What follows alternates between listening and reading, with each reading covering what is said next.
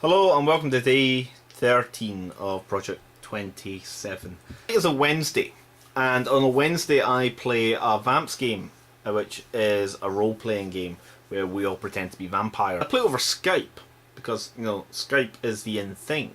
It's a different system than what I'm used to. I'm used to Dungeons and Dragons, frankly. So I'm used to a hell of a lot more dice and dice rolls, but Vamps is more roleplay based. It's more based upon your characters, and frankly, you know, if I'd like to try and play characters who are smarter than me, who are tougher than me, stronger than me, you know, better than me.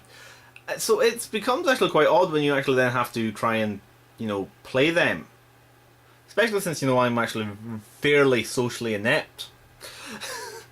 So I end up playing. I've got a fairly sociable character who's able to do social things as well as shoot people in the face. Now, I could probably do the shooting people in the face part. That wouldn't really require much roleplay. It's the social aspect. So it's different. It's different. I've got to say, I'm not too sure if I'm sold on the system, but the storyline that my friend, who is running the game, so far it's an incredibly interesting storyline, and I'm really interested to see where the world will go.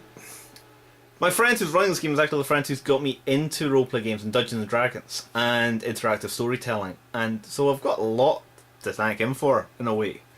But, you know, I paid him back, you know, being there for him all those times. You know who you are. But no, so it's interesting. It's different. Right, I had another friend who was not a fan of the roleplay, and he was not a fan of role-playing games, or, you know, that kind of aspect, and that kind of geeky aspect. And he would always criticise us, and it was saying, you know, we should come out to the cinema, or go see a movie or something, rather than, you know, play our little games with our little imaginary people.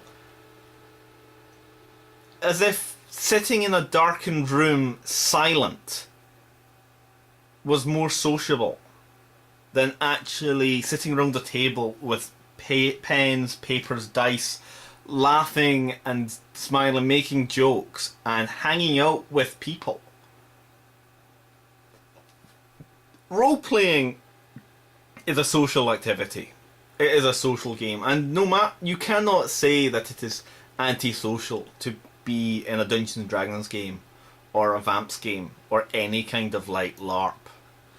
It is incredibly social. You need to be interacting with people, and through role-playing you can actually experience different styles of person that you are, or you can be, that you can then take away from a role-playing session and then play into life.